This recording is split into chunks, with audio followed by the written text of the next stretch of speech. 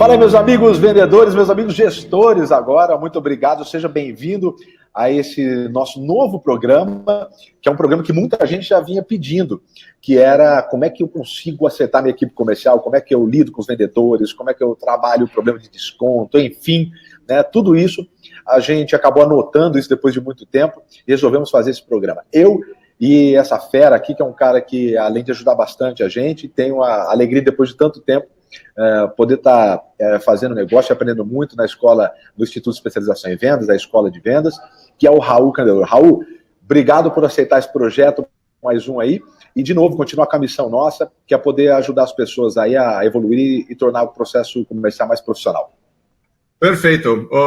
Inclusive, eu acho que o Brasil estava precisando desse programa, porque tem muita coisa aí sobre vendas, e sempre falando do vendedor, da técnica de vendas. Agora, o gestor está quase que, coitado, sozinho, abandonado, e a gente vê no dia a dia, né, Thiago? A gente tinha conversado sobre isso, que o gestor faz muita diferença, a gestora faz muita diferença. Então, nós vamos falar sobre isso. Você que é líder de uma equipe de vendas, você está assistindo o canal certo aqui. Show de bola, show de bola. E juntamos aí, né? A gente que está para a estrada fazendo muito, o Raul há muito tempo, o Grupo Venda Mais, Instituto de Especialização em Vendas, juntamos essa quantidade de informação prática e pesquisa para trazer para o pessoal aí. Ô, Raul, deixa eu fazer uma perguntinha antes de começar a gente a estruturar e falar desse primeiro programa nosso aqui, que é o Minha Equipe Comercial Tá Uma Bagunça, por onde que eu começo? A gente vê isso em gente que acaba de assumir e tem gente que está 10, 12, 15 anos gerenciando a equipe comercial.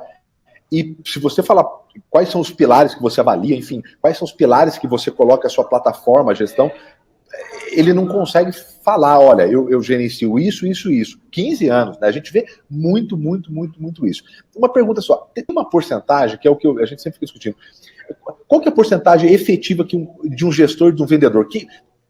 Qual que é a porcentagem de um gestor que faz a diferença? Por exemplo, a equipe comercial, o trabalho da equipe comercial do vendedor é 20%, 30%. Tem mais ou menos um número disso? A responsabilidade do gestor. O resultado final de uma empresa, quanto é por cento do gestor e quanto por cento é da equipe de vendas? Isso. Eu te diria que se fosse fazer um Pareto, e eu vou usar Pareto, eu diria que 80% é o gestor. Certo? É o gestor, porque tem um ditado que eu gosto muito, que se você tem um leão comandando um grupo de ovelhas, você tem um exército. Você consegue. Agora, se você tem uma ovelha comandando um exército, a ovelha consegue estragar os leões. Então, tudo começa ali. Eu acho que ele ou ela, né, é papel preponderante. E acho que uma das principais coisas que um gestor pode fazer para melhorar os resultados da sua equipe é ele ou ela melhorar. Você vê isso o tempo inteiro, certo? Então, eu diria que a maior parte é o gestor. Perfeito. Essa também é uma opinião clara que a gente tem, né? E dependendo de algumas atividades, até mais, né, Raul? Dependendo de algumas atividades, o impacto da gestão do vendedor realmente até mais. Raul, você que está acompanhando a gente, já conhece, se você não conhece o Raul, não me conhece, a gente tem algumas coisas em comum, que é a questão da praticidade, né? De poder facilitar. Existem, enfim, ferramentas, processos que levam um pouco mais de tempo, mas eu falo que vai para o Pareto de novo, né? 80% dos resultados vem de 20% das ferramentas e, em geral, precisa ser ela de forma prática e fácil de acesso para entendimento, tanto da equipe quanto do próprio gestor. Raul, a gente conversando, você acabou selecionando de todos esses estudos que você tem, a Venda Mais fez um muito recente sobre os desafios dos gestores, sensacional, e você acabou selecionando aí, fazendo de novo 80-20, aí, os que mais, essas atividades que mais mexem o ponteiro da equipe comercial aí. Vamos selecionar, elencar esses pilares principais, depois a gente fala de um por um? Tá, então, para você que está assistindo, só para entender a lógica que foi, o Thiago disse, Raul, vamos gravar esse programa, o primeiro programa vai ser sobre a equipe está bagunçada, não estou conseguindo os resultados, estou sentindo como líder uma certa ansiedade, né, minha equipe está bagunçada, como é que a gente organiza isso? Então, existe uma série de ferramentas que você pode colocar, e eu estou imaginando que a pessoa que está fazendo isso está com pressa. Ela não tem aí a vida inteira, não quer a teoria lá de Harvard, não é, né, eu sou líder de uma equipe e preciso de resultado rápido. Então, quando eu estou trabalhando como mentoria ou com coaching, isso é meio que uma sequência que eu sigo com as pessoas. Eu vou dar para você que está assistindo a mesma coisa, o Thiago e eu vamos ficar falando sobre isso no programa de hoje. Depois, se você tiver outras dúvidas, quiser aprofundar, deixe nos comentários aí. Mas hoje a gente quer falar especificamente sobre isso. Raio-X da equipe, minha equipe está uma bagunça. Então, primeira coisa, Thiago, que eu colocaria nessa lista, é uma revisão dos indicadores de performance. Inclusive, ontem eu briefei um consultor de Portugal que escreve muito bem sobre a parte estratégica de vendas, e aí ele estava dizendo, Raul, me dá um briefing aí, um bom artigo para escrever. Eu falei, estão usando um termo em inglês que se chama KPIs, que é KPIs, né? Key Performance Indicator, virou agora moda, qualquer coisa, qualquer número é indicador-chave de performance. Não. Tem coisa que nem é indicador, tem coisa que não é chave e não é de performance, é de resultado. Então, você tem que parar para separar. Então, primeira coisa, indicadores. E dentro de indicadores, eu acho que tem algumas coisas muito simples que pode fazer. Por exemplo, número de contatos que a gente está fazendo ou recebendo. Uma coisa básica, certo? Porcentagem de fechamento desses contatos. Então, você vê claramente vendedores aproveitando melhor. Eu dou 10 oportunidades para um vendedor, ele fecha 3 ou 4. Eu dou 10 e não fecha nenhum. Então, porcentagem de fechamento. Terceira coisa é valor médio de compra. Então, quando eu fecho, quanto é que fechou? E aí, dentro disso, você tem, por exemplo, a questão que a gente estava falando antes de começar, percentual de desconto, inadimplência, que aí são itens de qualidade de venda. Perfeito. Exatamente. Raul, ontem mesmo, eu gravei um vídeo sobre duas coisas para você rapidamente conseguir modificar seus números em vendas. E, por coincidência, geralmente, é isso mesmo, a taxa de conversão, né? E depois ticket médio. Eu acho que são os dois primeiros de controle. E a gente vê muito isso, né? A gente vê você que está assistindo, às vezes você na sua empresa faz certinho, mas a maioria... Quando você vai pedir para o gerente, ele não mede esses dois básicos, né? E se mede, ele demora um tempo para juntar isso, quer dizer, então não mede, né? Se tivesse medido, são dois índices muito simples, que é, primeiro, taxa de conversão, quanto se aproveita daquilo que se faz, né, Raul? Quer dizer, qual que é a qualidade hoje? Qual que é a qualidade daquilo? Pô, eu tenho 10 oportunidades, estou com 9. Quer dizer, então a qualidade da sua venda, se está boa, se pode melhorar ou não, é o segundo passo. Ela tá boa. Fecho uma de cada 10, daí depende do mercado, né, Raul? A taxa de conversão vai variar, né? Bastante. E a segunda etapa é ticket médio, quer dizer, das pessoas que eu estou vendendo, quanto eu estou vendendo para cada uma? Que é para responder a pergunta se eu posso melhorar dentro dos clientes que eu já tenho, que é muito mais barato, né? O custo de aquisição de cliente cada vez mais caro, enfim. É isso? Exato. Exatamente isso. Veja, outro dia, por exemplo, eu estava falando com o pessoal do ramo imobiliário. E eles têm dentro do ramo imobiliário uma questão que eles têm, então, corretores de imóveis, eles têm mídias sociais hoje prospectando, às vezes, agora eles montaram, por sugestão minha, uma central de televendas, mas antes era só mídias sociais. Os corretores recebiam os contatos, e aí tinha o que eles chamam de roleta. Era assim, quem que está na vez? Fulano está na vez, então chega e recebia o contato. A próxima é a do outro, a próxima é do outro, e ia rodando entre todo mundo. Quando esse gestor começou a trabalhar comigo, eu disse, a primeira coisa que eu quero que você faça é comece a abrir esses indicadores por corretor. O que ele descobriu? Que tinha corretores que vendiam um loteamento popular maravilhosamente bem. Vendiam super bem. Então, o cara recebia 10 propostas, fechava 8. Quando você dava um imóvel de alto padrão para esse cara, ele recebia 10 e não fechava nenhum. Porque aí já estava vendendo apartamento de 2, 3 milhões de reais, o cara está acostumado a vender loteamento de 50 mil. O cara travava. Na cabeça dele já era caro, né, Raul? Já era caro. E aí o tipo de cliente que lida e que faz a compra é outra, a pessoa já não se identifica, quer dizer, tem todo um processo aí. O que a gente fez? Só de a gente redirecionar essa roleta, a gente começou a fazer uma roleta inteligente. Entrou uma oportunidade de loteamento, por exemplo, quem é que é bom de loteamento? Vai para o cara. O que aconteceu? Todo mundo começou a vender mais e ganhar mais dinheiro. Porque agora o cara recebe a bola que ele gosta de, assim, tipo, qual é a tua posição, onde é que você gosta de jogar? Por isso que indicador é tão importante. E uma das coisas que eu digo tem indicador que é espelho retrovisor. Se eu tenho um indicador que está atrasado, é basicamente como se eu estivesse na estrada e o negócio me dissesse, Raul, sabe lá, 10 quilômetros atrás, você estava a 200 por hora. Porra, agora já não adianta me falar isso. certo? Eu preciso disso aqui agora. Como é que eu vou fazer gestão da minha equipe? Por isso que tem tanta reunião, por exemplo, que é improdutiva. Porque não tem, de verdade, nada para conversar. Não tenho como eu dar feedback como líder para o meu vendedor, dizendo, cara, você precisa melhorar. O que acontece é que o cara chega, começa a bater palma e diz, gente, precisamos vender mais, precisamos mais engajamento, precisamos de motivação. Aí o cara diz, tá, mas o que eu faço? Não sei, porque eu não tenho. Então, o indicador é um negócio que é super importante. Tá, então, os indicadores, se a gente fosse selecionar, eles seriam esses 4, que é taxa de conversão, acho que é o primeiro que é para ver... eu gosto de começar com o número de contatos. Número de contatos mesmo. Isso, número de contatos. Porque às vezes o que acontece é que você vê muita gente acomodada também. O cara está só no receptivo, não faz nada, nem na própria carteira de clientes faz contato. Não faz pós-venda, não faz nada. Então, número de contatos, aí é a taxa de conversão, aí é o valor médio de compra.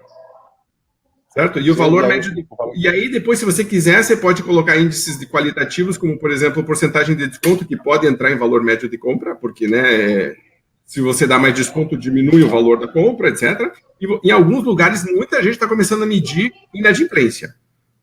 Né? Que é uma outra grande discussão, que o vendedor diz, eu não tenho nada com isso, eu vendi, mas, para mim, a venda só está concluída quando o cliente pagou.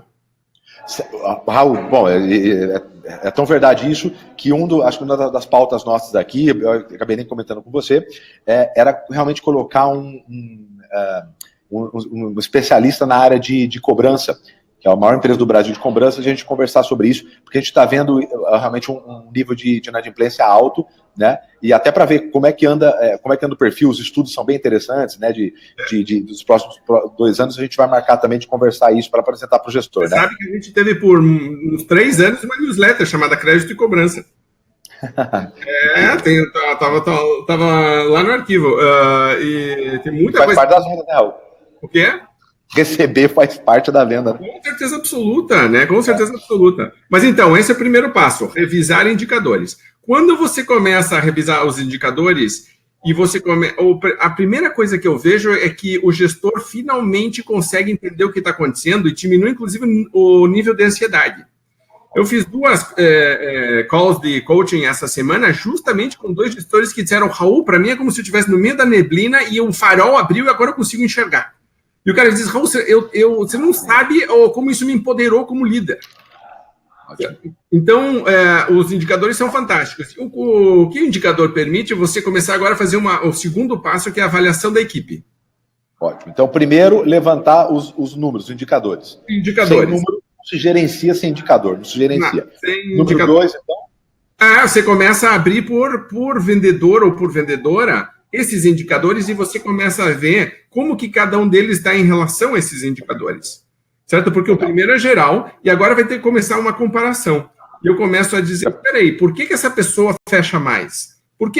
Quantas ligações uma pessoa está fazendo quanto que a outra? Uma das coisas que eu vejo, por exemplo, o cara tem lá 10, 12 vendedores, tá? E aí você pergunta para eles quanto cada um faz em média de ligação. E o cara diz, olha, eu acho que... Desculpe, o gestor não pode achar uma coisa dessa, certo? Ele tem que saber.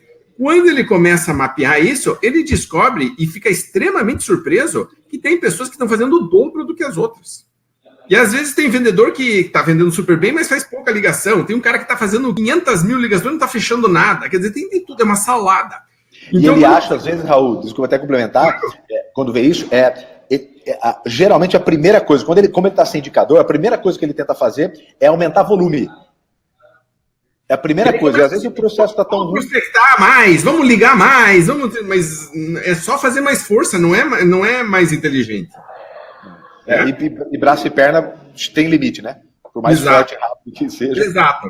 E aí, então, veja, quando eu começo a trabalhar dentro da minha equipe, eu vou fazer 2 grandes mapeamentos dentro da minha equipe. Primeiro, as habilidades da equipe. E aí vem trabalhar lá os passos da venda, que é o que a gente ensina, que é o que a gente fala, né? Como que essa pessoa está na prospecção, como que ela está na abordagem, como que está no levantamento de necessidades. E veja que, então, você começa a criar um modelo de trabalho para a equipe de vendas. E a segunda avaliação que tem que ter da equipe é quem está engajado e motivado e quem não está. Porque não adianta nada você treinar e a equipe não está engajada, mas também não adianta só motivar se a equipe não está treinada. As duas coisas têm que andar juntas. Então, Raul, vamos lá até para esclarecer o pessoal, deixar aí passo a passo para facilitar. Peguei minha equipe hoje, por mais que eu tenha começado ou esteja, nunca parei para pensar nisso, colocar em pilares.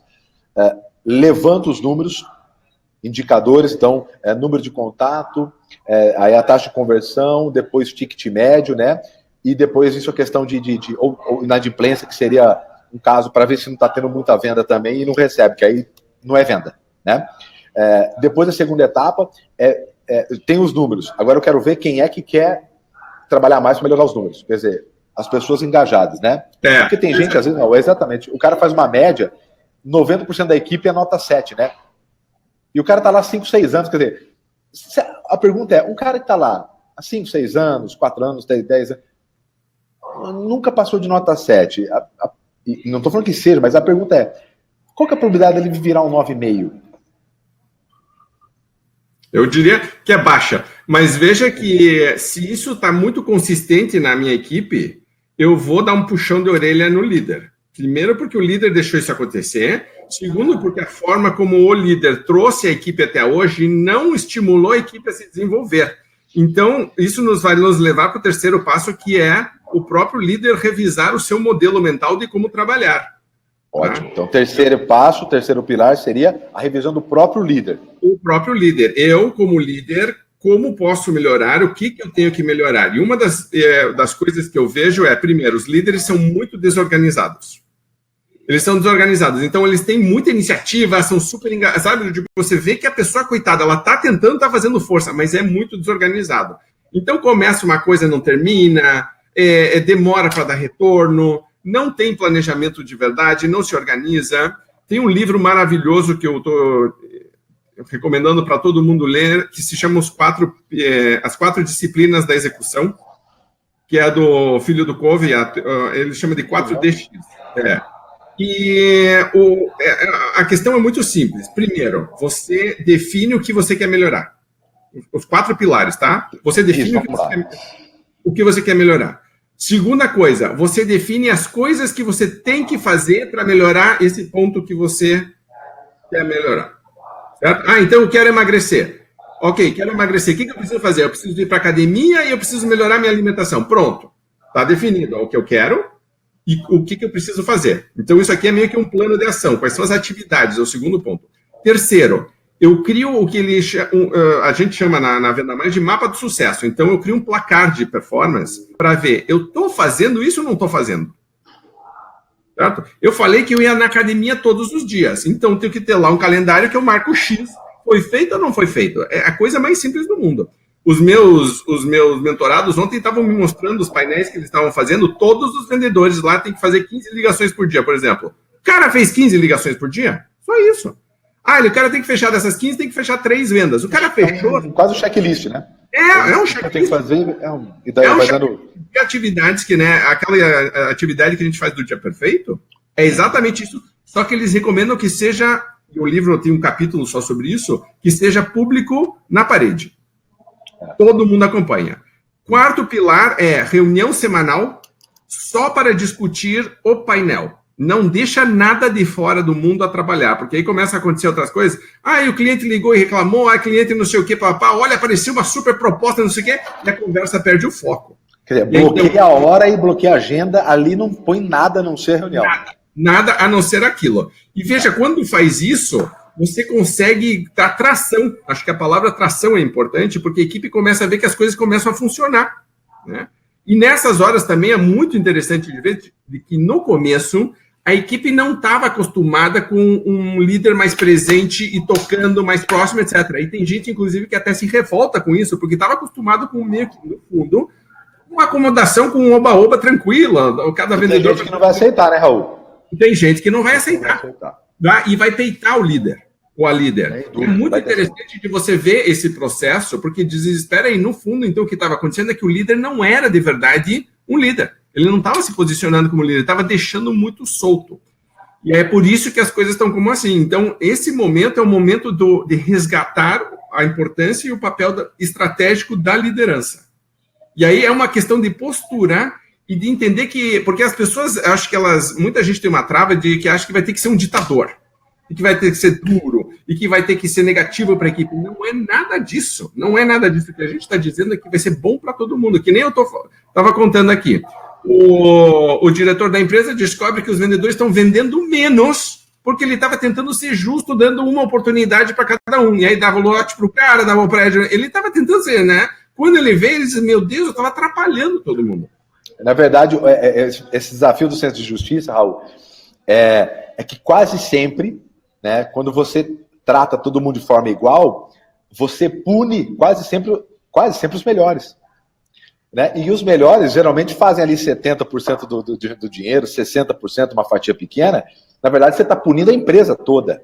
Inclusive os de baixa performance, né? Que a empresa que não vai bem, pune todo mundo. E Raul, esse exemplo do imobiliário realmente é bem prático.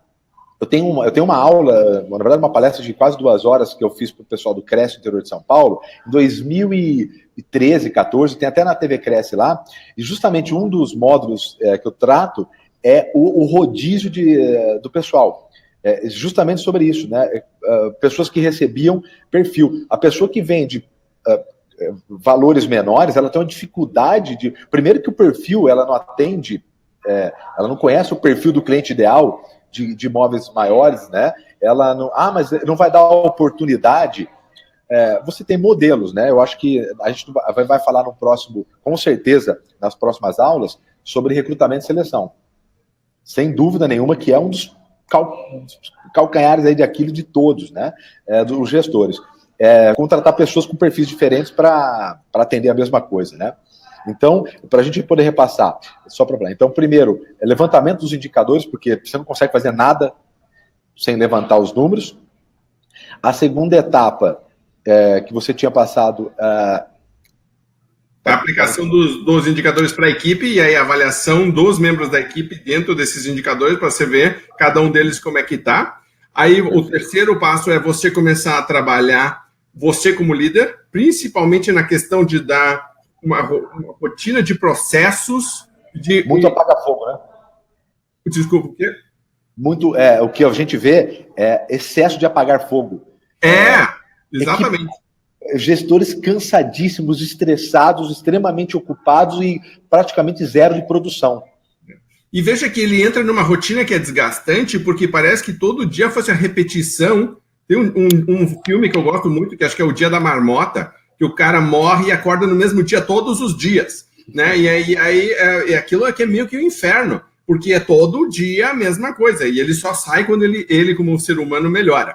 E aqui é mais ou menos a mesma coisa. Então, a pessoa vai acordar no dia da marmota e vai repetir o mesmo processo, todo dia os mesmos problemas, e ela parece um hamster correndo na rodinha. Não, ali não sai. Isso, com a sensação de que correr, cai. Exatamente. Exatamente. Ele não pode parar de se movimentar, porque senão parece que cai. Exatamente. E aí fica muito ocupado e pouco produtivo. Isso. Né, o que acontece bastante. Raul, essa lista, provavelmente isso provavelmente, acho que isso é a coisa que mais impede ele de conseguir organizar. A lista do próximo dia, né? Que orientação que eu sei que você tem uma alta performance nessa questão de gestão de tempo, essa atividade operacional simples, mas que faz muito sentido para o gestor. Você tem uma ferramenta, alguma dica disso para poder orientar? Tem duas, na verdade, duas que eu gosto muito de usar. Primeiro é o que eu chamo do dia perfeito. Então, o dia perfeito é uma lista de atividades que, se eu fizer, eu tive um dia perfeito. E veja que é uma lista de atividades. As pessoas, às vezes, confundem porque elas colocam listas de resultados. E os resultados nem sempre eu consigo ter controle. Então, um dia perfeito de uma pessoa de alta performance vai ser coisas que eu posso fazer. Tem controle sobre aquilo, né, direto? Controles, não é que o universo... Se o universo conspirar a favor, ótimo. Mas eu vou fazer a minha parte... Tá? Aquela história de que sorte é quando a preparação encontra a oportunidade, então você vai se preparando e vai criando oportunidades, e aí vão dizer depois que você teve sorte. Não foi, é porque você estava fazendo, né? Então, uma coisa que eu gosto de fazer vamos dizer que a gente começou lá com indicadores. A gente falou que é número de contatos, é taxa de fechamento, etc. Pronto, você já tem isso já começa a criar uma lista para o dia perfeito. Se eu falei lá que eu quero aumentar meu número de contatos, então eu coloco lá, fazer mais 3 contatos por dia, ou fazer 15 contatos por dia, certo? Desses contatos, quantos que eu fecho? Eu fecho 3, então eu posso começar a ter alguns indicadores, certo? Eu quero um valor médio de compra maior, então não se esquecer de oferecer o produto X ou o serviço Y, ou tentar fazer upsell, né?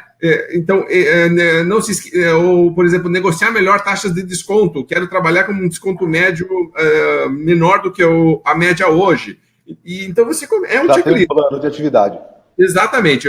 Isso é muito bom. E assim, depois eu posso falar de uma terceira ferramenta que está atrelada a essa, mas basicamente o dia perfeito é muito bom. A segunda coisa tem um que eu gosto muito que chama Meta PCX. Certo? Então, qual é a coisa mais importante do dia? Qual é a coisa mais importante? Segundo, qual é a minha grande meta para o dia? E aí, o PCX é prospects, certo? Clientes e ex-clientes ou inativos que eu vou contatar hoje. Então, veja que eu já fico meio organizado em relação às minhas atividades. Tem gente que faz Meta PCX / VA. As pessoas que fizeram meus cursos, então, e o VA é de venda adicional. Então, qual é a coisa mais importante do dia, qual é a grande meta de vendas, prospects, clientes e inativos que eu vou contatar hoje, e eu quero nome, contato, etc., se eu tentei falar, se eu consegui falar, etc. E depois tem a venda adicional, qual produto ou serviço eu vou dar mais ênfase hoje, para lembrar sempre de oferecer para os meus clientes. Legal. Isso o pessoal que trabalha no comércio, acho que fica até mais claro, né? Porque às vezes o prospect pode ter, né? Às vezes ele não tem uma base, enfim, está começando, mas o VA com certeza é uma atividade. Quer dizer, medir. O que na verdade você está passando, Raul, na verdade, é medir o que no final das contas põe mais dinheiro para a empresa. Né? O que a gente vê muito com o gestor é a atividade operacional demais, e a porcentagem do dia é que a maior parte disso não põe dinheiro para dentro da empresa. Né? São problemas, desafios, tudo é urgente, e a maior parte disso não põe dinheiro dentro da empresa. E no final das contas, o gestor, Raul, vamos fazer um risco no final da conta, o risco, o que conta é o que fica debaixo do risco, o que sobrou ali na conta. É assim que o gestor é cobrado, né? E veja que tem estudos, geralmente os estudos são feitos nos Estados Unidos, mas o dia a dia do vendedor é muito parecido. Então, é que quase 50% do tempo de vendas não é de atividades que agregam valor. Porque o vendedor 50% em alguns lugares. Então, você vê que... E aí o que acontece é que por eu não estar fazendo o que deveria estar fazendo e por não estar com foco nas coisas que realmente vão me trazer resultado, eu crio até um ciclo negativo, porque aí eu não tenho resultados, cria mais ansiedade, cria pressão, cria estresse, e aí então você começa a mudar teu foco para áreas que também são improdutivas, que aí surge reclamações, conversas paralelas, atividades que acabam não dando resultado, mais improdutividade, a ansiedade, as pessoas ansiosas não conseguem planejar, por exemplo. E é engraçado porque elas começam a entrar no ciclo, porque o planejamento reduz a ansiedade. Só que se você já está na ansiedade, você quer se acalmar para fazer, nem que seja uma lista de coisas para fazer no dia, a pessoa já está alterada. Então, ela tem que respirar fundo e se concentrar nisso. Então, isso é uma parte super importante, é o terceiro ponto que a gente estava falando, da liderança, do gestor assumir esta posição estratégica de líder e estar mais próximo da equipe no que elas estão fazendo. Certo? Não deixa tão solto a equipe, cada um pode fazer... O final de mês, né, Raul? Exatamente. O final de mês, né? O que você passou do filho do Cover é exatamente isso. É desenhar a atividade operacional que tem que acontecer durante o mês para que no final do mês tenha resultado. O problema é que, geralmente, assim, eu não me lembro de uma empresa, eu uso muito a metodologia, Raul, que você acabou passando para a gente, que é a 3C, que é praticamente baseado em cima disso. Eu não me lembro de uma empresa em que eu perguntei às pessoas, não, a gente monta a meta assim, que é as atividades operacionais. Então, se eu escolhi, por exemplo, que eu vou entrar em contato agora, se ele for nos indicadores, né, lá do Meta PCX, com clientes inativos, 10 por mês, por exemplo, tem uma base lá de 150 clientes inativos. Impressionante. Outra coisa, de cada 10, 9 tem uma base grande de inativos e não tem nenhum planejamento para trabalhar eles. Pessoas que deixaram de comprar 2 anos por um problema que aconteceu com um representante que às vezes nem está na empresa mais. Isso eu estou falando de pequenas e multinacionais, empresas líderes mundiais, que às vezes a gente atende, o representante ou o vendedor mesmo direto não aproveita isso. Então, acho que se tivesse que escolher desses 4 etapas, a última realmente fecha isso. A reunião semanal é monitorar a atitude, que é quem está querendo melhorar, quem está engajado na equipe, porque tem gente, um quadrante, né, que a gente apresenta bastante no IEV, nas palestras, que é o quadrante lá das pessoas que entregam resultado e estão tendo uma remuneração baixa, entrega resultado e remuneração alta.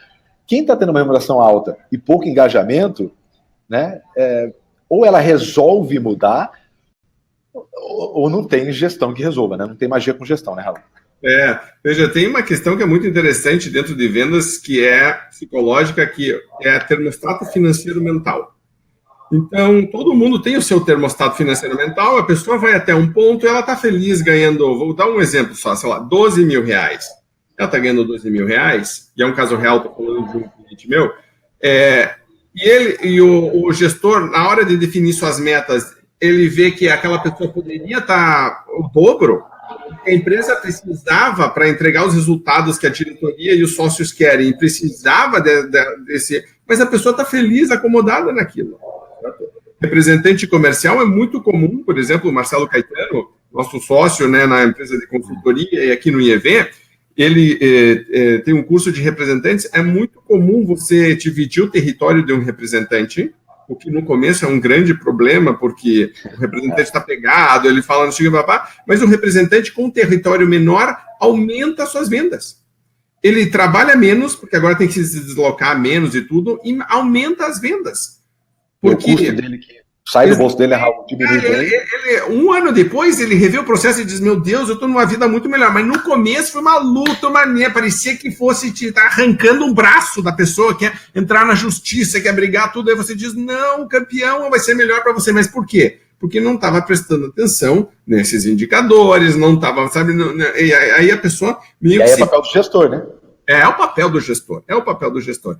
E nem sempre no começo o gestor vai ser popular nas suas decisões, mesmo que as medidas lá na frente sejam importantes, certo? Se você chega para uma criança e diz, vou tirar o açúcar, a criança se rebela, não sei o que, mas você sabe que vai ser bom para ela. Então você não pode... Chupeta, né? O líder que ele é inseguro, que ele é fraco, às vezes o que aconteceu, que a equipe ficou um pouco bagunçada, é que o líder não teve... a coragem de tomar algumas medidas impopulares, porque a reação da equipe seria negativa.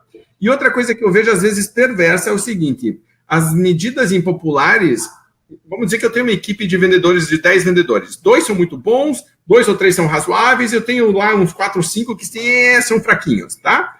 Aí uma medida impopular, os 5 fraquinhos se rebelam. Aí o gestor fica todo preocupado, muda um monte de coisa, aceita um monte de coisa, porque os fraquinhos reclamaram. Aí você diz, tá errado. Mas isso acontece. Sempre vai ser a maioria, certo? Sempre vai ser a maioria. Então você tem que ter muito cuidado com isso. E de novo volta a esse terceiro ponto que a gente tem falado tanto, do líder assumir o seu papel de líder. Bem lembrado, Raul, porque isso realmente acontece demais, né? O lado... O gerente geralmente vem da função de vendedor. Quando ele é vendedor, ele tem que subir e ele tem que agora gerenciar os amigos. Esse é um desafio muito grande. Uma ferramenta que eu vi muito legal no manual da Associação Americana de Gerentes, né? Que é um manual bem bacana, bem prático. Ele cita isso. A primeira etapa, quando você sobe para a gestão e você tem agora que tocar os amigos, né? Você tem que gerenciar os amigos. E eu acho isso interessante. Qual a expectativa que o pessoal tem em relação a você, a essa nova postura? Né? Então, assim, eu vou ter que ser duro agora, a gente vai usar agora a CRM que não usava, né? Vai ter que fazer um relatório que não fazia, eu vou avaliar você a cada 10 dias coisas que eu não avaliava, né? Pode ser amigo ou pode ser um novo gerente. Eu acredito que esse alinhamento da expectativa dos vendedores com o gerente também é uma boa atividade, né? A pessoa que está assumindo agora, apresentar esse novo jeito de liderar, com indicadores, profissional, e alinhar isso, porque tem gente que logo no início já vai ver que não está disposto a mudar, né, Raul? Exatamente. Então você já sabe com quem você pode jogar, né? Exatamente. E veja que isso dá uma claridade ainda maior pro gestor. No GEC, que é o curso de gestão de equipes comerciais, e é o primeiro módulo também do curso do IEV, na parte de gestão de equipes, a gente tem um teste de engajamento, que a gente usa como ferramenta de diagnóstico. E eu canso de ver equipes de vendas que tem uma ou duas pessoas que estão dando notas de 0 a 4 para o seu líder direto. E muito líder, e muitas líderes também, ficam extremamente ansiosos e eu recebo e-mails à meia-noite, porque a pessoa está vendo os relatórios àquela hora, no sábado. E o cara me diz, Raul, eu não tinha a mínima ideia, eu achava que a gente estava bem nesse quesito. Probabilidade de permanecer na empresa é uma das perguntas, certo? Tem gente dando 0, tem gente dando 1. A nossa empresa tem uma estratégia claramente definida, essa é uma das notas mais baixas, certo? O vendedor está dizendo, não temos estratégia, nós estamos dando cabeçada, estamos atrasados, estamos tudo. Tem outra pergunta assim, quais são os estímulos que a tua empresa dá para fidelização de lealdade de clientes? Os caras dão nota 0. Aí depois vem o gestor dizer, gente, é importante fidelizar cliente, não sei o que mas o vendedor está dizendo, mas nós não fazemos nada, é 0 a nota. Aí quando você pergunta nos workshops, Raul, por que as pessoas devem fazer negócio com você e não com concorrência, o que mais as pessoas falam? Preço? Tirando o preço, isso, bem lembrado. Tirando o preço, né? Porque chegar no preço aí pode. Se chegar no preço é fácil. Tirando o preço, qual que é o diferencial? Atendimento. E aí, quando você faz uma avaliação de verdade, não tem pós-venda. Não tem atendimento. Né? E aí, é por isso que as pessoas têm tanta dificuldade de vender valor. Porque ele vai vender um negócio que realmente não existe. É óbvio, eu não vou querer pagar mais por algo que não existe. Raul, e a quinto pilar aqui, se a gente fosse falar...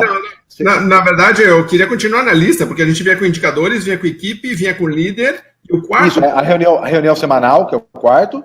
Não, a reunião semanal faz parte da comunicação do líder. Se você quiser... Na terceira pilar. Certo? Para mim, faz parte uma das coisas que o líder tem que fazer, essa reunião semanal, porque faz parte do... E a reunião semanal, Raul, até para ajudar que as pessoas, eu vejo isso também que é uma dificuldade que eles têm. Né? O que fazer nessa reunião semanal? Vamos chamar de semanal, pode ser a cada 15 dias, depende dentro do ciclo, do convivência, enfim, mas vamos chamar dessa reunião que você tem com constância para gerenciar os indicadores. Né? Essa reunião é para falar sobre o mapa do sucesso, sobre os indicadores e como está sendo feita a atividade operacional, é isso? Exato. Tá. Veja que vão surgir coisas paralelas. Sim. E aí é função do líder dizer, ok, obrigado, mas anota e dá resposta. Porque dá feedback para ele depois, né? Mas depois, certo? Depois. E meio que mantém um padrão. Então, por exemplo, a gente está conversando aqui, eu estou fazendo basicamente a mesma coisa. Então, coisas que eu vou combinar, olha aí, é a mesma coisa. Não vai atrapalhar o foco da nossa reunião, mas estamos conversando em paralelo. Deu uma ideia, não chega a datar, vamos... e dá feedback, não deixa isso aberto e solto, porque senão a equipe começa a ver que você está enrolando, que você não dá resposta, que você não dá retorno. A equipe, né, Raul? A equipe também, se a reunião está sendo de apresentação de indicador e o cara não cumpriu com o que está escrito no mapa do sucesso, a equipe começa a jogar assunto no meio, né? A gente trabalhou, eu 14 anos eu fui vendedor, quem nunca fez isso? Como seu número não estava em dia, você põe um número, faz uma pergunta que é para conversa, para reunião. Não, o vendedor é bom de enrolar. Você acha que o vendedor é bobo? Se fosse bobo, não era vendedor. Não tem... Só tem gente inteligente, esperta, malandra aqui, então, mas veja que isso tem que criar uma cultura de transparência, de que vamos falar sobre isso. E tem outra coisa, se eu permito que assuntos negativos comecem a entrar nas reuniões, o que acontece é que o ser humano tem a tendência a gostar de desgraça. E de desgraça que você não tem o que fazer, né? Exato. Então é negativo, você não tem controle e a reunião que era para ser produtiva acaba contaminada por assunto. Por isso que tem que... Mas você não pode barrá-los, certo?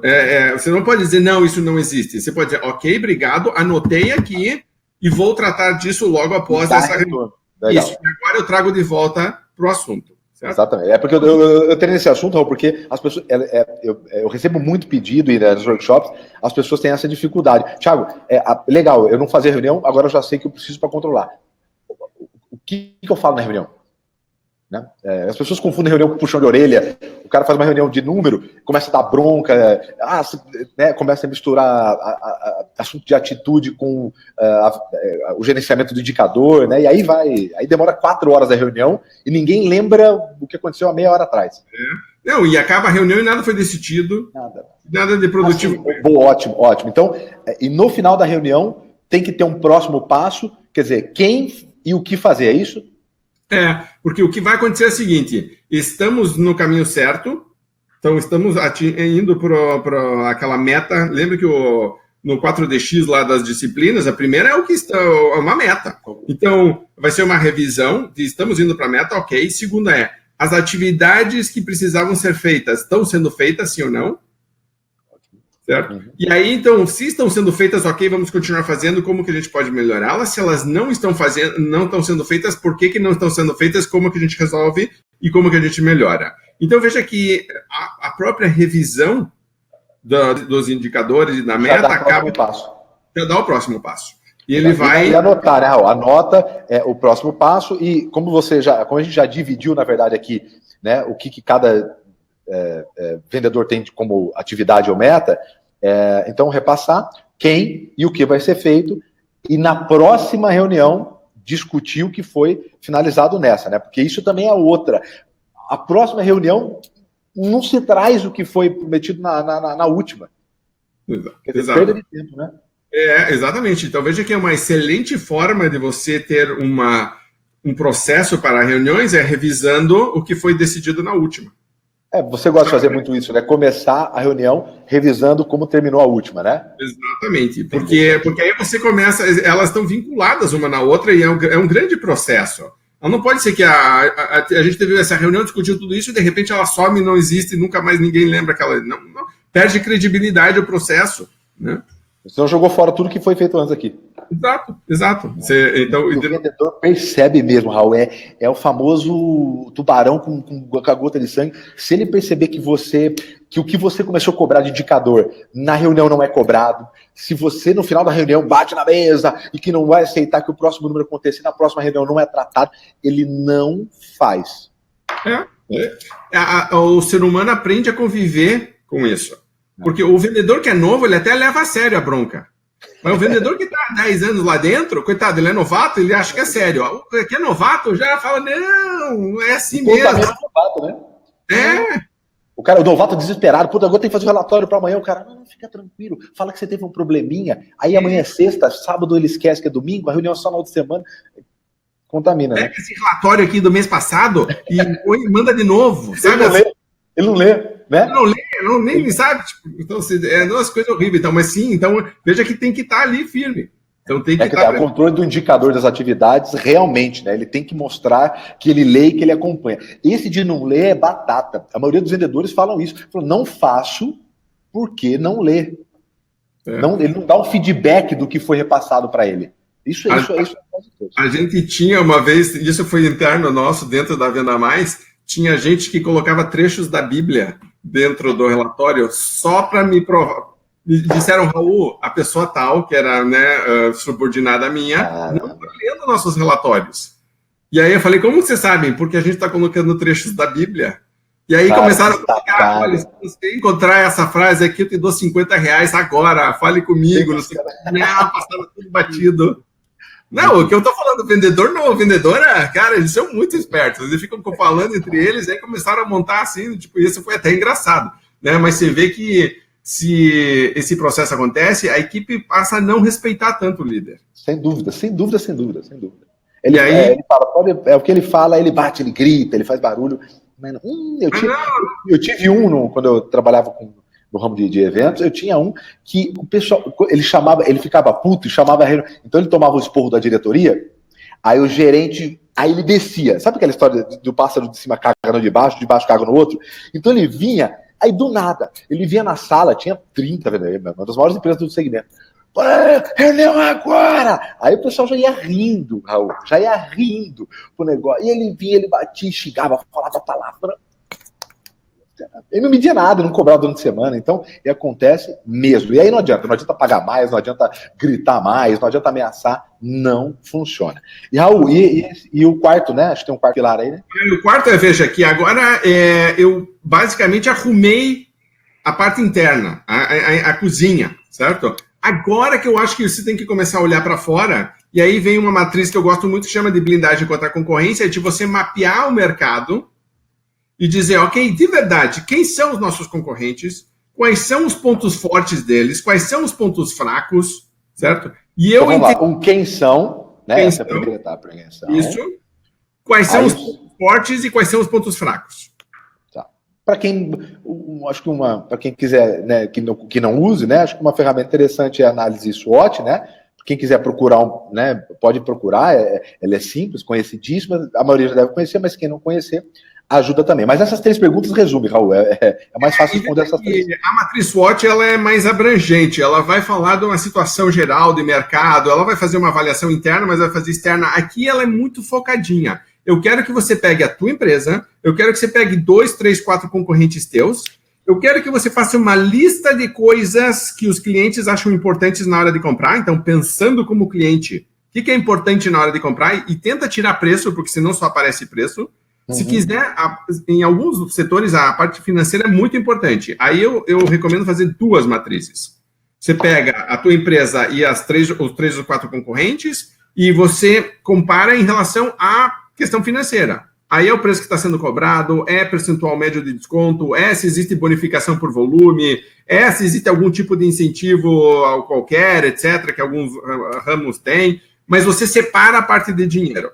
Tá? Porque senão o que acontece é que os vendedores ficam só dizendo é que eles estão mais barato, é que eles dão mais desconto. E aí o vendedor meio que se isenta da responsabilidade de que ele tem que melhorar seus resultados. Porque ele diz, a culpa para o custo da empresa para redução. Não eu não posso fazer, não tem nada, são forças ocultas maiores que eu não controlo. Aí diz, não. Então vamos separar isso aqui, até porque se eu sou um gestor e a minha equipe está encontrando essa dificuldade todos os dias, eu tenho que ensinar eles a argumentarem de maneira correta e direcionada.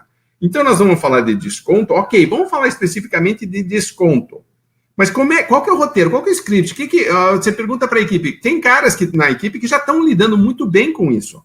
Certo? São feras, etc. Não precisa inventar a roda. Vai naquele cara. Por isso que você falou que a primeiro indicador e depois as pessoas. Quer dizer, quem tem gaps aí, né? Quem tem margem para melhoria. Exato, porque aí eu tenho que fazer.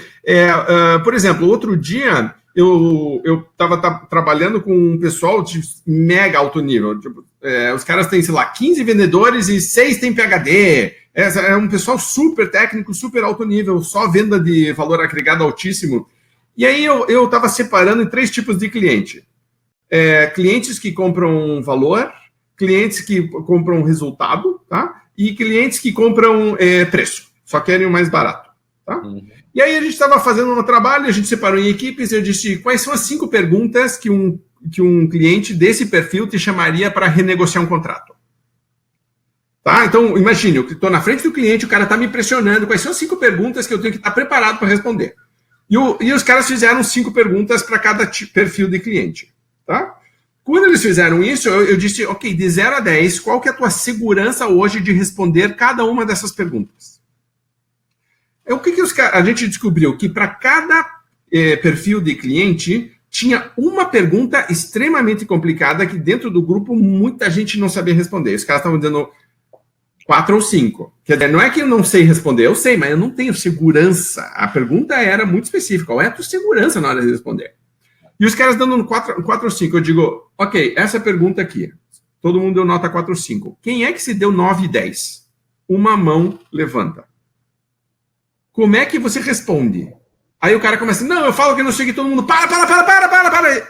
Começa a escrever, não sei o que. Eu falei, gente, vamos fazer o seguinte, pega o celular, grava ou, né, fácil. E veja que então a gente... E era boa dele. E a dele era boa. Ele era bom. Então, e veja que você repete isso dentro do grupo e você responde. E isso era só a parte financeira, tá? Mas é uma dificuldade realmente muito. Esse é um exercício que o gestor que está vendo faz hoje, se der tempo, faz hoje, né? Tira o preço.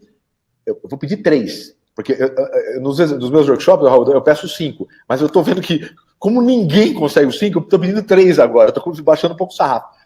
3 motivos de verdade que as pessoas comprariam de você, tirando o preço, e não do concorrente. A dificuldade, quando escreve 3, a hora que você pega os 3 e pede para o cara trocar o chip dele de vendedor para comprador, aí eu sento na frente dele, Raul, e eu começo a falar, olha, eu cobro 15% a mais nessa ração aqui para ave. Aí o cara falou, mas por que eu vou pagar? Aí eu pego as 3 que eu começo a ler. Tá aqui o contrato, você assina? Ele começa a ver que realmente não tem... É mais desculpa do que argumento de valor. É mais desculpa do preço do que argumento de valor. Realmente, esse é um exercício, você que está assistindo a gente aí, o gestor, faz esse exercício separado, né, Raul? Porque senão as pessoas colam um do outro, né? Faz com o vendedor separado, pede para ele escrever 3 argumentos e veja, você vai ver a dificuldade que ele tem. E aí você vai entender por que quando existe uma diferença pequena de preço, os seus vendedores têm muita dificuldade de manter e ficam correndo atrás do gerente pedindo desconto ou prazo maior, ou enfim. Exatamente. E você vê que, no fundo, a empresa não tem grandes diferenciais. Não. Porque você pergunta assim, além do preço, qual que não quer? É o atendimento, tá? Eu fiz um workshop há 2 semanas atrás lá no teu concorrente, ele falou a mesma coisa. E aí?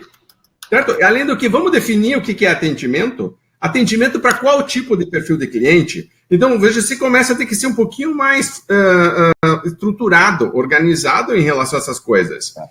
O pessoal acha que fazer um churrasco ou ter acesso fácil ao cubo. Eu compro ele há 10 anos. Dos outros também há 10 anos também. Né? Então, eu acho que atendimento é isso. Eu tenho acesso fácil ao comprador. Tem um livro que eu estou lendo, o Brasílio, que é nosso redator-chefe na Venda Mais, me recomendou. Eu não conhecia, eu achei excelente, porque ele questiona o Reichheld na questão do NPS do pós-venda, de você fazer pesquisa de pós-venda, que muita gente, né, o pós-venda faz parte do atendimento. Sem dúvida. E o livro se chama, basicamente, como você aumentar o que eles chamam de share of wallet. Então, a porcentagem do bolso ou da carteira do cliente, de tudo que ele compra. Você lembra o nome do livro para o pessoal? Você lembra? Ou não? Senão depois a gente pode colocar depois embaixo aqui. Depois eu faço um resumo, ótimo. É sobre share of wallet.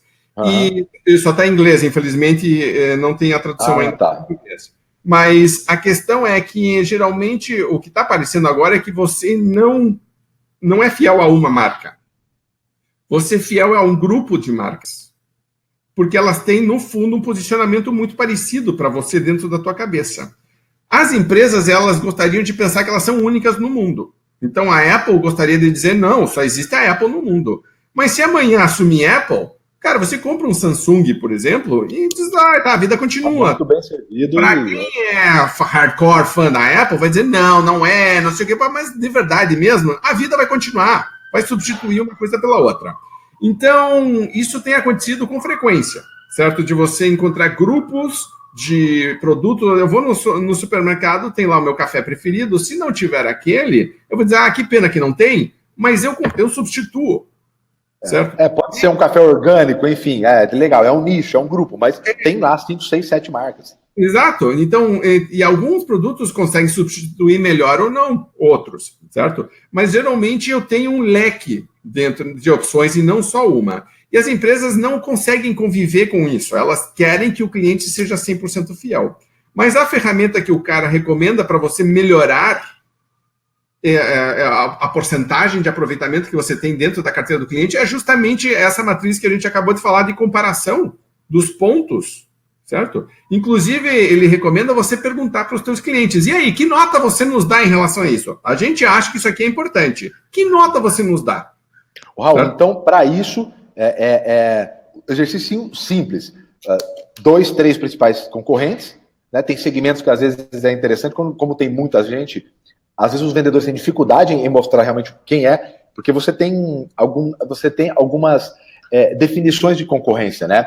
Tem gente que define, assim, ao modo grosso modo, que funciona quem tira dentro do meu segmento fatia do share of wallet, né? Quer dizer, isso. Aí tem os 4Ps, né? Tem que ter os 4Ps, quer dizer... Sabe a pergunta que eu faço nessa hora para simplificar? Isso que eu ia te perguntar. Quem que incomoda mais, para quem que a gente perde mais negócio? Legal, pronto, é isso aí. No final, quem tira mais... O cara já sabe quem que é o calo, assim, a dor. Então separa os 2, 3 principais, e aí desse aí separa os pontos fortes dele e os pontos fracos de cada um. Porque aí eu sei como argumentar para cada um. E eu gosto de separar esses pontos fortes de coisas que agregam valor, então diferenciais, e também a questão financeira, que pode ser que esteja sendo discutida. Legal, então aí, fazendo isso, então, você está sugerindo separar a questão de preço, porque é óbvio que vai ser tocado nesse assunto, principalmente se o seu preço é maior, né? Principalmente se o seu preço é maior. E a segunda, os pontos, por exemplo, diferenciais. Se eles têm uma entrega mais rápida, né? Ou se ele tem um centro de distribuição maior, ou um mix. Quer dizer, esses pontos que são diferenciais, caso ele coloque, para tratar cada um deles, né? Exato. Exatamente. De argumento, né? Porque isso também acontece. É que se treina tão fortemente, às vezes, uma evangelização do produto, da marca, da empresa, que o treinamento ele esquece de contemplar o concorrente, né? Exatamente. Ele acha, não, o concorrente é uma bosta, porque assim, a lavagem é como agressiva demais, o concorrente é uma bosta. Então, assim, ele compra tanto essa ideia, essa paixão tanto pela empresa, que às vezes ele cega que o concorrente tem. Se o concorrente tem cliente, tem motivos para comprar dele. Né? E eu lembro quando a gente trabalhava num dos segmentos de eventos, que era a parte de álbuns de formatura, a gente pegava os 4 principais concorrentes, pegava os álbuns, colocava em cima da mesa e abria um por um para ver detalhe de folha, qualidade de foto, o tecido da capa do álbum, o acabamento da folha. Então, era esmiuçado realmente cada etapa disso aí. O outro dia eu estava conversando com o pessoal e o diretor estava me contando uma história que eu achei muito interessante de uma empresa que faz ferramentas especiais para metalmecânica, para indústria, não sei o que, e eles têm 2 ou 3 concorrentes grandes e ele estava ouvindo um vendedor e o vendedor estava falando com um cliente e o cliente estava querendo negociar preço usando como argumento que o do concorrente estava mais barato, tá? Que é uma coisa super comum. E o vendedor estava no telefone dizendo, você está com o catálogo do concorrente aí? Tá. Vai na página 18.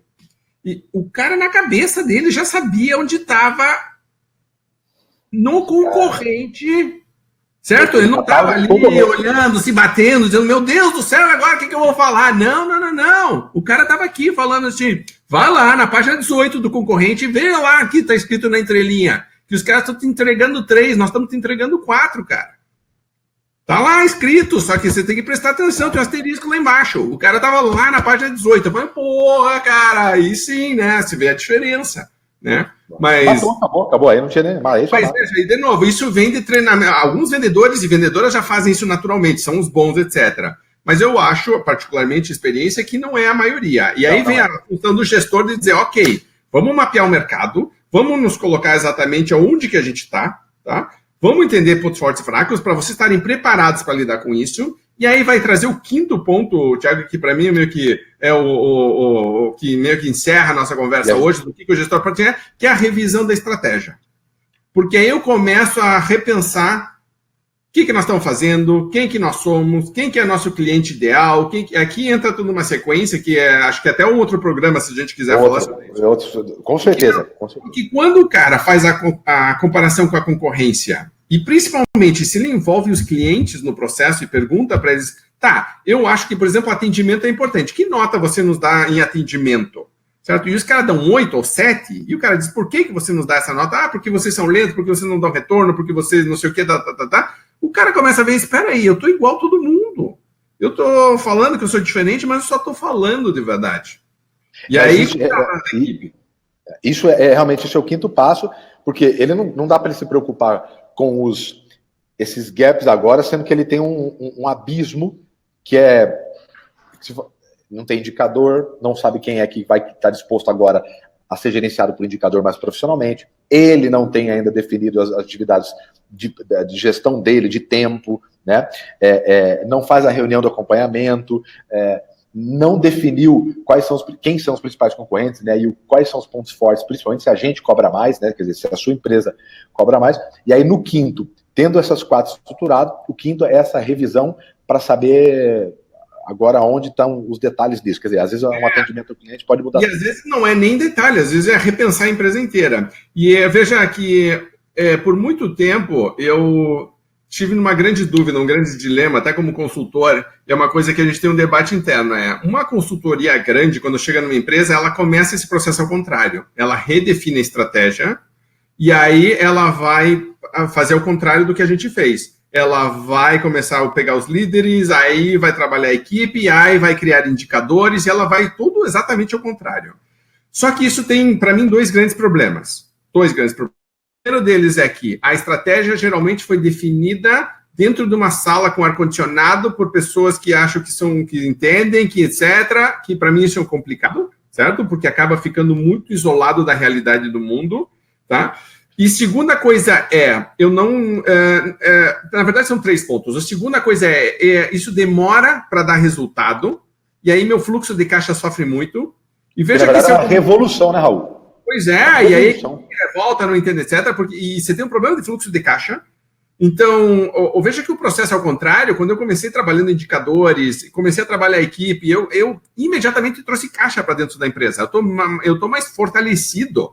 Quando eu vou mexer em estratégia, agora eu estou numa posição mais forte, certo? E veja que eu sei exatamente para onde ir. Porque eu estava fazendo trabalhos direitinho, então comecei a encontrar pontos onde está pegando, estou vendo oportunidades de mercado, etc. Mas já estou com a equipe redonda, já estou com os indicados, já está tudo funcionando, estou com caixa, estou atendendo clientes. Agora eu vou rever minha estratégia, é uma posição de força. E o terceiro, talvez um ponto que é super importante reforçar. Quando eu fiz todo esse movimento, a equipe está muito engajada comigo. Então, quando eu vou rever a estratégia, eu não estou revendo a estratégia apesar da minha equipe. Eu estou revendo a estratégia com a equipe. Então, nós, como barco, estamos todos fazendo uma migração. Eu não tenho que fazer uma migração e aí comunicar para todo mundo, fazer todo um trabalho de reengajamento, dizer, não. Todo mundo fez junto, todo mundo entendeu esta jornada. Então, veja, primeiro, a decisão está mais baseada em realidade. Segundo, o fluxo de caixa fortalecido. E terceiro, com um engajamento forte da equipe. Por isso que eu indico este modelo, que parece que começa ao contrário, porque muita gente começaria pela estratégia, mas eu hoje, com experiência, vou dizer, não, inverta, que eu acho que vai funcionar melhor. E depois você vai, desculpe, mas você vai rever a estratégia, e aí você vai ter que fazer e vai voltar ao contrário. Porque aí eu vou voltar para posicionamento, que a estratégia vai ter que redefinir, aí por causa disso o líder vai ter que não sei o que, a equipe não sei o que, vou ter novos indicadores. Então, ou seja, eu fui e voltei.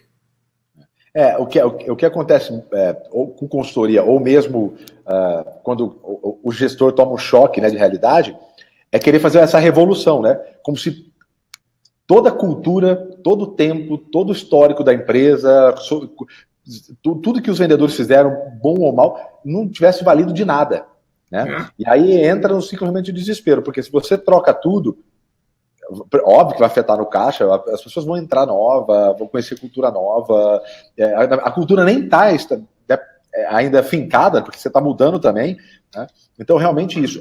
Por isso que acho que com certeza o nome dessa aula foi isso aí, minha equipe está uma bagunça, eu coloquei dessa forma que é para chamar a atenção, né? O que eu faço?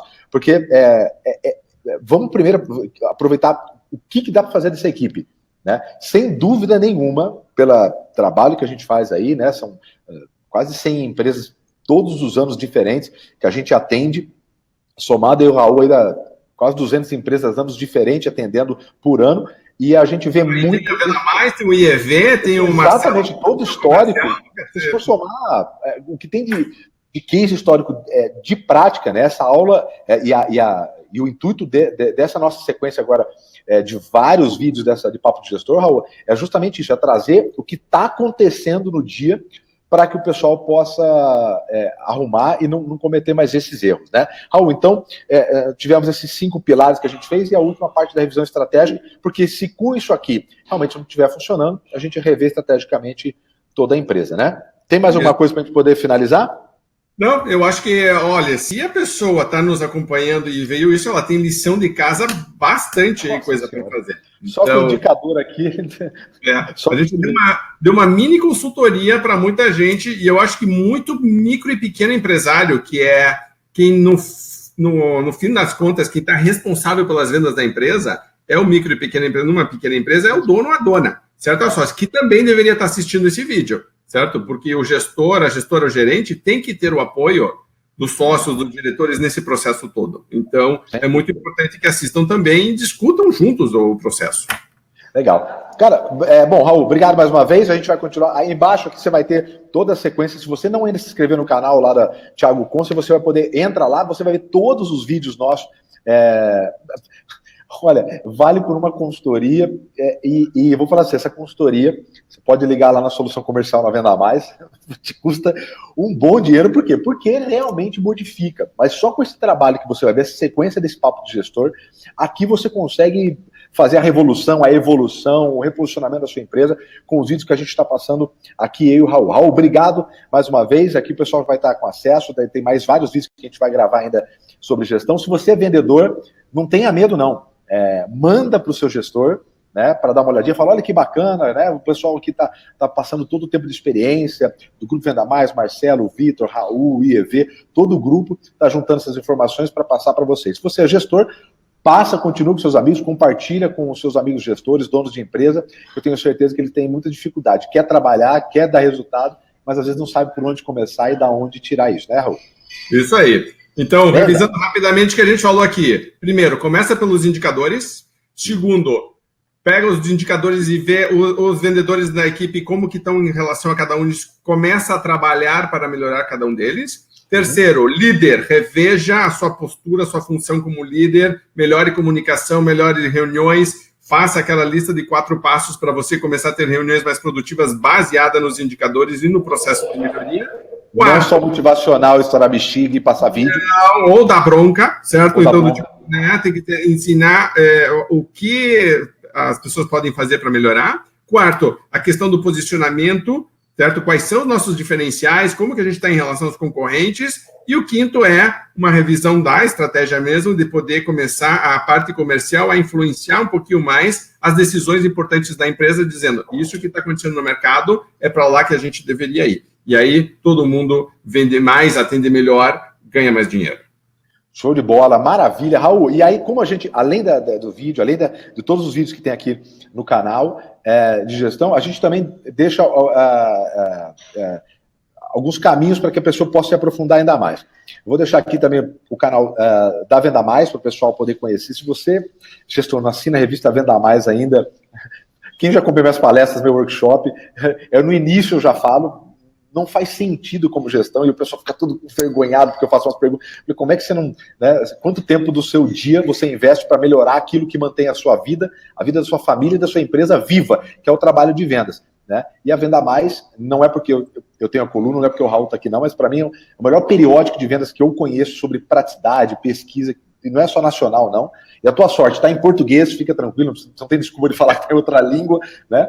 Então, e é barato demais, eu vou colocar o link para cá. Vamos colocar o link também, para caso você queira fazer a sua formação profissional. E não é só a sua, é a sua e de toda a sua equipe comercial, profissional, com todos os anos de experiência, Venda Mais, Thiago Conce, o Vitor Vieira, Marcelo, os 4 sócios do Instituto de Especialização em Vendas. A gente vai deixar o link aqui para você fazer a formação que a gente chama de PDC, que é o Plano de Desenvolvimento Comercial, que é a sua formação como gestor e a formação da sua equipe inteira. Então, tudo que você sonhava ter como solução para a equipe comercial, não só a sua, mas da sua equipe comercial também, dos dois, você encontra nessa formação com a maior escola de vendas do Brasil, que é o Instituto de Especialização em Vendas. Vou deixar o link, clica aqui, vale a pena você conhecer, a gente vai te mandar toda a informação e você vai ver se realmente dá para melhorar muito os seus resultados em vendas, tá bom? Então, um grande abraço para você, a gente continua aqui, e lembrando sempre, não tem mais espaço para amador em vendas. Vendas é um trabalho de muita ciência, atrelado com uma parte de arte, com certeza, porque você lida com pessoas, mas vendas é muito mais ciência, até muito mais cabeça